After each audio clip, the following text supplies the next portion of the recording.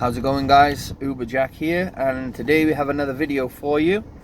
And as you can see by the title, it is to do with Uber drivers quitting within 6 months of starting. That's a fact that 50% will quit within those 6 months at some point for various reasons as well. And it's basically about how I've surpassed the 6 months now and how I'm making it work for me.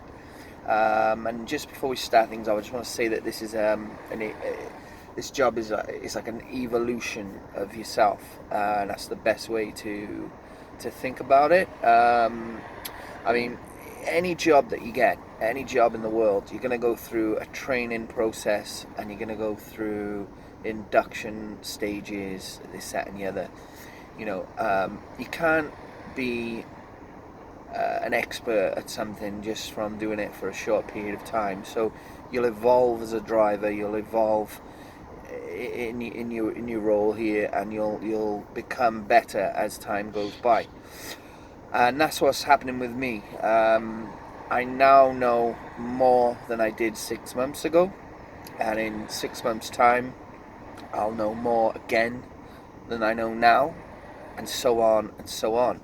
And the reason is behind that is because until you get out there and do it, you can't you can't possibly work things out in your mind. You just can't do it. You can't be in the right place at the right time. You can't be as efficient as you will be. It takes a lot of time. So in the 6 months that I've been working for Uber, I'm just going to tell you what I did and how I've made it work, and then hopefully anyone that's starting up, anyone that's fairly new, even people maybe who have been doing it for a bit longer than 6 months but are starting to struggle, things like that, this might help. So really early on when I started the role, I felt like and the thing about me is as well is I watched a ton of YouTube videos. I still do, of other drivers, mainly drivers in the States, because that's where predominantly the up-to-date relevant videos are coming from. I follow a few people on YouTube. I think my main guy that I follow is the Rideshare Revolution YouTube channel, so go and check that guy out there. He's based in Chicago in the States. Very, very good market, I believe. And I watch a lot of his videos, and that helped me when I started. So while you're waiting for the process of your license to go through, and it can take a while depending on your council and your area, it can take a while to get everything you need in place so that you can then hit that online button and start working. So I watched a ton of videos at the beginning, and I knew then that when I started off, I needed to get hours under my belt, get miles on the road. I needed to get out there and try to work things out for myself. Which times are the best times to work? Which times are the best times to work for me? Because there's two different things. You know, you could tell anyone what times the best times are to work, but are they the best times for you? If they're not the best times for you, and you end up going out of those times, and you have problems outside of Uber, personal issues or things like that conflict with those hours, then that eventually is going to start catching up with you, and eventually, you might end up quitting. That's maybe a reason why. So, find out when the best times are. I'm not going to go into that now, but you're talking evenings, nightclub ending times. 2 a.m. in the morning is a great time. Mornings are a very good time. Afternoons are quite dead. But everything I'm saying is from my market. I can't tell you about your market. Your market might be different than mine. Your market might be busy 24/7. If so, great. Just get out there and start working. It might be a lot trickier. It might be a lot quieter in patches and busy in certain patches. In that case, you're going to need to work in those busy patches. But just for the first few months, go out there and get the miles under your belt. Get used to when you're working, when you're making good money. go back and have a look at the money you made, the hours you made them in, and just study what's happening. It doesn't take you long, you know. In between jobs, you can just flick through. Oh, I made this much in that hour. That was a great hour. I can remember I was busy. I was getting back to backs quite a lot. So take time. Take time is what I'm saying here for the first couple of months. Get out there, enjoy yourself, and really, you know, study what's going on. So after that sort of stage, then I began to understand when I could work and when the best times for me were to work, and got myself into routines. Then I quickly realized as well that you have to be prepared to work 7 days a week. Now, most people may hear that and just switch this video off straight away and go and do something else, and that's fair enough. But let me just say, this isn't like working 7 days a week in an office or in a shop. You're not constantly on the go. You get time to go and grab a bite to eat. You can go and see a family member in the area. You know, it's not quite the same as working in a shop where, or anywhere that you're not in this position. It's very unique that I can come in, I can turn the app on, do an hour, 2 hours, 3 hours. I can gauge how busy things are and leave if it's not busy, leave if I need to get home for a particular reason. So the 7 days a week thing, you know, I average, you know, 40 to 50 hours a week.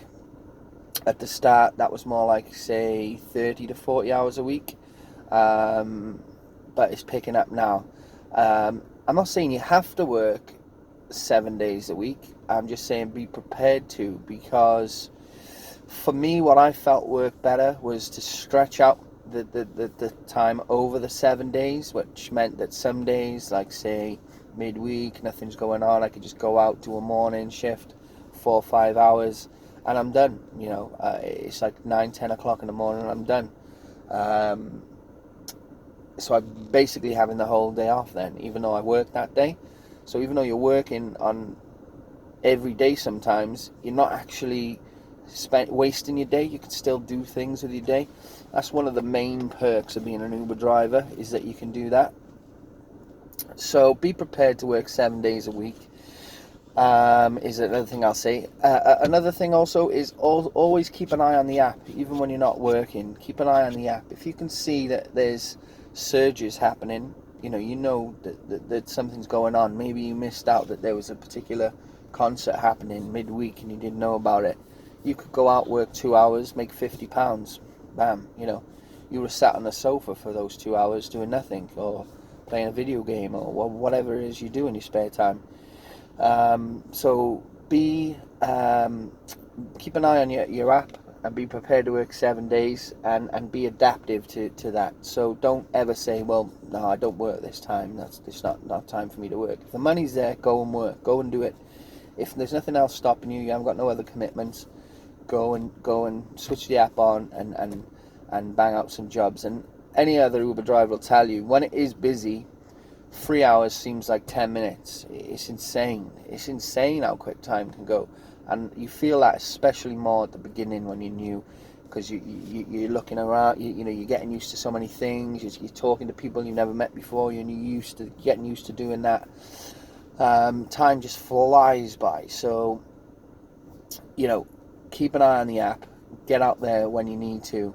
I'm not saying don't put a routine of hours down, of hours that you plan to work down. As soon as you start gauging when the times are that are good and times that aren't good, yeah, try and you know, in your mind, or even write it down, whatever you like as a person. You know, there's no set guide. What I'm doing and what you're doing and what some next guy's doing, all could be different things.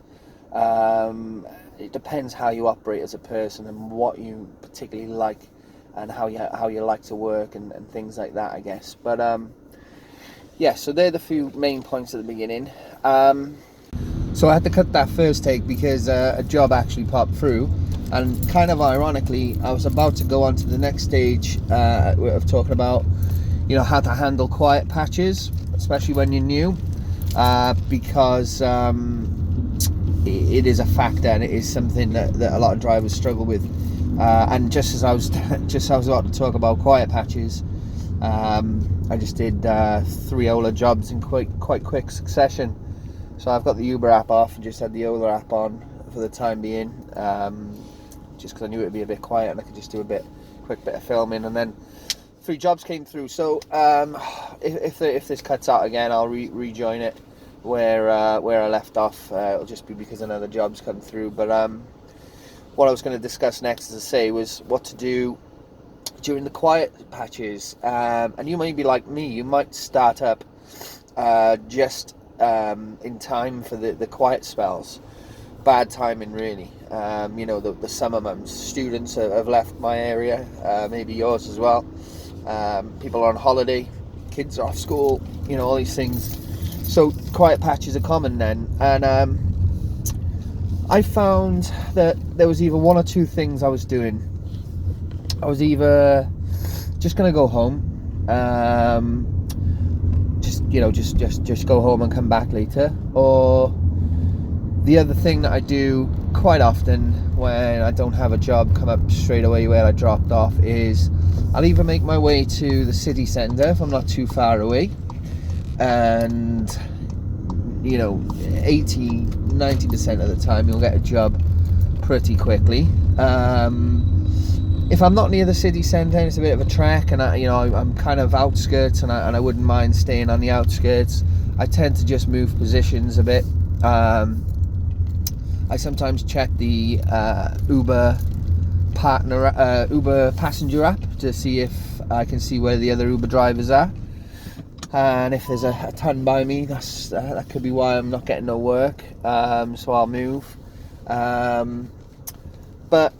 do what you think's best in that situation. Learn from it. So these are some ideas of what you could do. But again, depends really on your market in most cases. But yeah, I'll usually say park up somewhere, just dropped off, parked up somewhere close, wait sort of 10 minutes if I haven't had a job already by then I'll start moving. And as I say, it depends. If I'm near the city centre, I'll just go there. If I'm on the outskirts, like in a sort of quieter area, I'll just try and stay around there, but stay away from the city centre, just move around, if that makes sense. So or go home is the other option. Just don't panic, don't get worried, don't start stressing yourself out. Have a coffee, have a cigarette, do whatever you got to do, give someone a call. Distract yourself is another thing. Distract yourself, and then before you know it, a job's coming through. So that's what I do in the sort of quiet spells. And I'm still evolving myself, so the things I'm saying now, maybe I'll have more to add in 12 months, but what I'm saying now I feel is relevant because this is what I know after 6 months. You might know more than me after 6 months, you might know someone else who knows more than me after 6 months. You've got to, as I say at the start of the video, go out there and do it. So another top tip for you for when you're starting off would be to find out if you can get added into a WhatsApp group for drivers in your area. That's key. You'll get so much information from drivers in your area who've studied your market. Not me, I'm not in your market, or you might be in my market, then that's all good. But those drivers are in your market. Chances are some of them have done it for a long time. You need any help, you need any advice, you can contact them. You can find out if things are busy when you might not be working. They might send you screenshots or send the group screenshots of good jobs they've done, surges, things like that. So that is a very good tip for new starters. And if you're wondering how to find the WhatsApp group, have a look if you've got a Facebook page for your city. Say you're Manchester, type in Manchester Uber drivers, see what comes up, see if there's any details on the Facebook group of a WhatsApp group. If you can't find anything from that way, the best bet is to ask one of the Uber drivers that are, you'll bump into on your travels, whether they're parked up near you, you pass them, whatever. Give them your number, say, look, can you add me in? I'm new, I could do with as much help as I can get.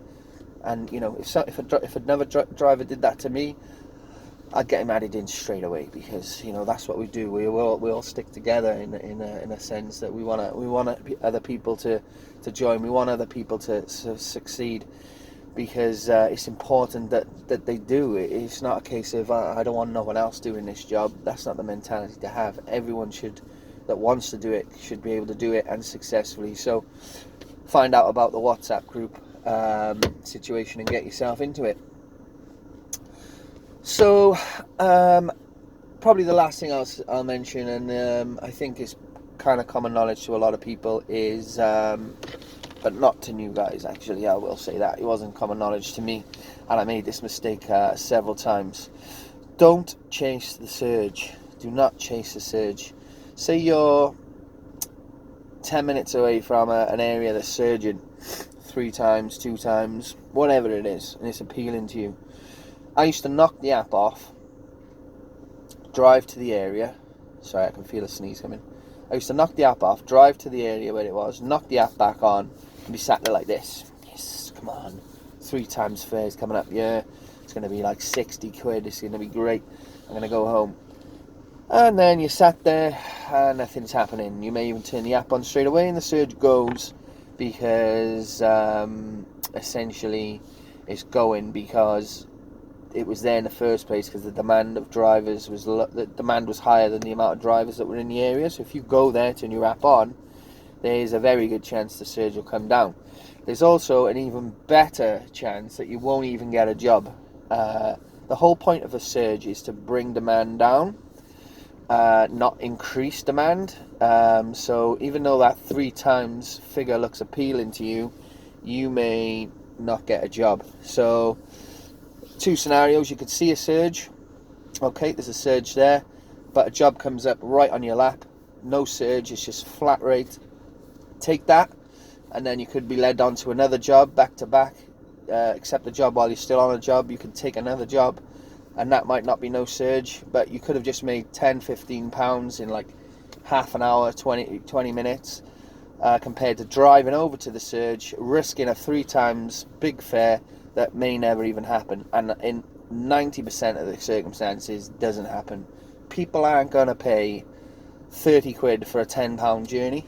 It's not going to happen. It does happen occasionally, but not often, is what I'd say. And I'm still working that out. What I tend to find best with surges is to just take them when they come up, when they offer to me. I won't go to a specific area because I can see there's a surge there. If I pick someone up, say, right next to me, and they go into that area, that works well, because then I might get a request for a job in the area that is surging. And if I don't, it doesn't matter, because I was still going that way anyway with the customer, if that makes sense. So just don't chase the surges. Is a very, very important strategy. You can try it if you want, try it, and then you'll learn then that it doesn't work, and you won't do it again, basically what I do. And the last bit of advice that I've got, and I think this is quite good advice, is, and it links into what we just spoke about then slightly, it is to let the app take you where it's going to take you. So don't try and be smart and work out where you're going to drive to. Don't switch the app off and try and manipulate moving yourself to here, there, everywhere where you think you're going to get jobs.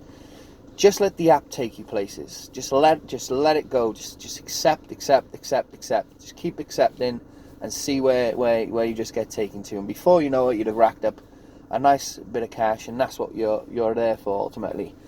So don't try and think that you're better than the app and you're better than the system, and you can work out where to be at the right time by switching your app off or rejecting certain jobs, things like that. Just accept everything. Everything within, and it depends on your market again, but I tend to when it's busy, accept things within 3 to 4 minutes away from me, 5 minutes max. When it's quiet, I'll accept anything. I don't care if it's 10, 12 minutes away. I'd rather do that than sat waiting for maybe even longer for nothing. So one in the hand's worth 2 in the bush, as they say. So that's a bit of advice there. So all those tips there. Hopefully I haven't rambled on too much. They're all the sort of ideas that I can give to you, and advice that I've tried to use, and it's worked for me. This is why I'm still doing it. I'm still keeping my head above water. Every day, every week, I'm growing and learning different things. I'm happy to have this YouTube channel as an outlet to express myself in those ways that can help other people, and it'll help me too, because I'll watch this video back in a year and I'll probably say, fucking hell, I didn't have a clue what I was talking about. Sorry for the language. I didn't have a clue what I was talking about back then, even though right now I feel like I do have a good idea of how things are going. But in a year's time, I can guarantee that'll be what I'll be thinking and saying. So that's why I'm quite keen to do these videos, so I can look back on them and see how I've changed, and there'll be good video discussions then in those periods of time. So guys, the video's getting quite long now. I'm going to finish it there, wrap it up. Thank you so much for watching. If you enjoyed the video, please leave a like, comment, tell me how you're doing, what you're up to. You're thinking of joining Uber? Are you already operating somewhere? How's your day going? How's your week going? How's your month going? Share the video if you like, subscribe. Any of that stuff is appreciated so much. It keeps me motivated to keep going, as I've said a few times now.